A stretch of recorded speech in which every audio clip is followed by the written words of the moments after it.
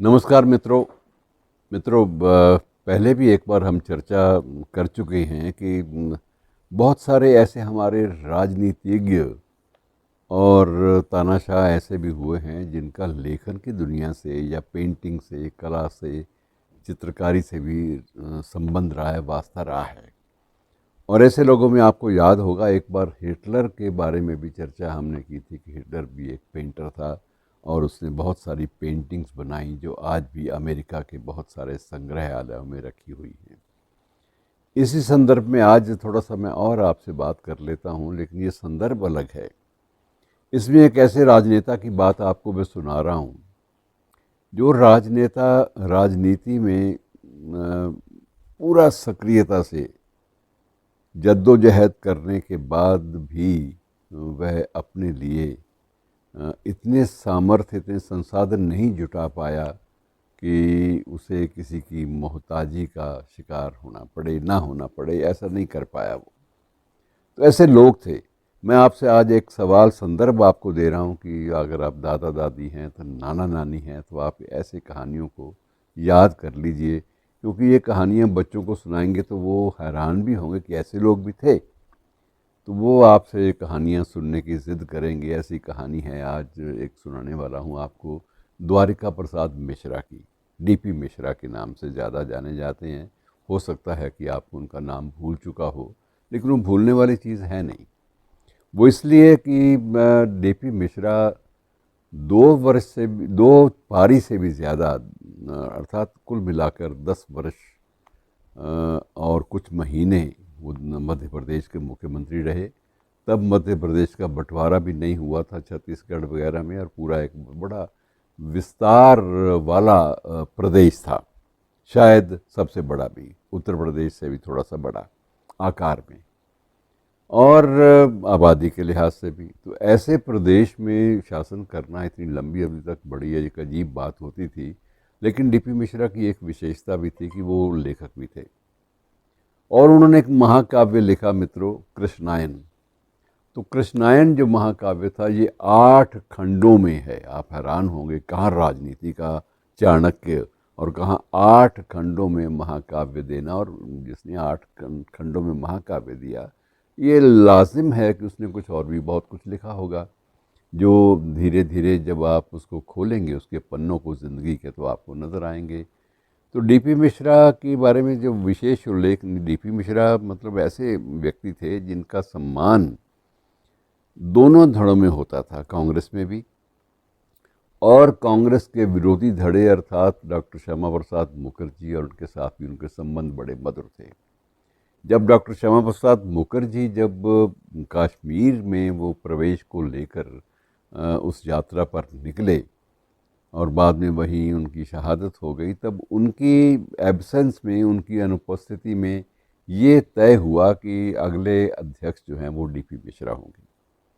जबकि डीपी मिश्रा बहुत बड़े कट्टर पुराने कांग्रेसी भी थे, लेकिन उनका सम्मान दोनों तरफ था और इसी सम्मान का तकाजा था कि एक बार वो इंदिरा जी से अलग भी हो गए, कांग्रेस से अलग भी हो गए, लेकिन उन्हें बाद में मना कर वापस लाया गया और वापस लाकर फिर उन्हें कांग्रेस में सत्ता दी गई। और मित्रों, अंतिम दिनों में उनके एक सचिव थे, मुख्य सचिव उनके कार्यकाल के, नरोन्ना, पंजाब में भी सलाह कर रहे थे, आपको याद हो तो नरोन्ना ने अपनी एक किताब लिखी, उसमें जिक्र किया है कि ये डीपी मिश्रा साहब जब अंतिम दिनों में बीमार पड़े तो उनका बैंक बैलेंस तो खाली रहता था अक्सर, और उनको पता लगा कि सम्मान के लिए, सम्मानवश राज्य सरकार ने उनके सारे जो बिल हैं होटल अस्पतालों के, वो सारे के सारे अदा किए हैं। तो उनसे ये भी बर्दाश्त नहीं हुआ, स्वाभिमानी थे, और ये भी उनसे सहन नहीं हुआ कि कल को ये कोर्ट करेंगे कम वक्त कि हमने डीपी मिश्रा के बिल दिए, मेडिकल बिल चुकाए, तो मुझे ये पसंद नहीं आएगा। उन्होंने अपने संपत्ति में से कुछ हिस्सा चुपचाप बेचा, संतानों को नहीं बताया, और बेच कर वो सारे का सारी जो राशि जो राज्य सरकार ने अदा की थी वो राज्य सरकार के कोष में जमा करा दी। ससम्मान ये लिख कर दिया कि मैं अपनी निजी ज़िंदगी में, जबकि मुख्यमंत्री मैं नहीं रहा, उसके बाद निजी ज़िंदगी में मैं किसी प्रकार का राजकीय एहसान नहीं लेना चाहता और राजकीय कोष से अपने इलाज के लिए भी कुछ नहीं खर्च करूँगा। मित्रों, वैसे अदरवाइज़ उनकी संतानें बहुत बढ़िया थी और बहुत बढ़िया हैं। उनके एक बेटे ब्रजेश मिश्रा है, आपको याद होगा कि राष्ट्रीय सुरक्षा सलाहकार भी रहे वाजपेयी जी के समय में, तो उनका सम्मान था। और एक बेटा उनका फिल्म निर्माण में लग गया, उसने बहुत सारी फिल्में भी, छोटे छोटे वृत्त चित्र भी बनाए और चर्चा में खूब रहे। तो एक प्रकार से ऐसा नहीं था कि संतानें गलत थी या कुछ था, लेकिन स्वाभिमान इतना कूट कूट कर भरा हुआ था कि राज्य सरकार ये दावा ना कर सके कि भाई इसके मुख्यमंत्री पद से हटने के बाद भी हमने इसके चिकित्सा के बिलों का भुगतान किया। तो ये सम्मान, ये स्वाभिमान मित्रों, कई बार कुछ लोगों का जो कद है बहुत ऊंचा चला जाता है। और छोटी सी बात कह के मैं इस प्रकरण को समाप्त करूंगा कि एक बार वहाँ एक रियासत है बस्तर, आदिवासियों के लिए जानी जाती है।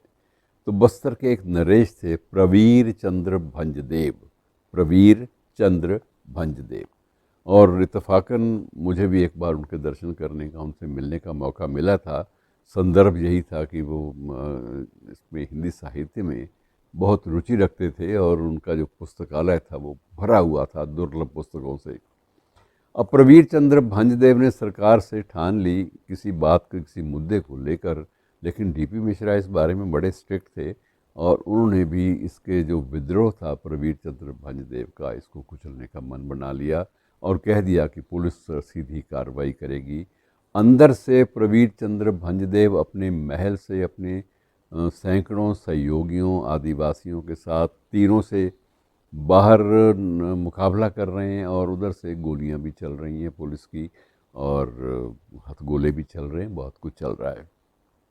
आखिर उस युद्ध में प्रवीर चंद्र भंजदेव एक किसी पुलिसिया की गोली का शिकार भी बने, लेकिन ये बात अलग है कि उनके सम्मान में आज भी कमी नहीं है। आज भी लोग उनको, वहाँ के लोग पूछते हैं और उनकी बड़ी श्रद्धा के साथ उनको याद करते हैं।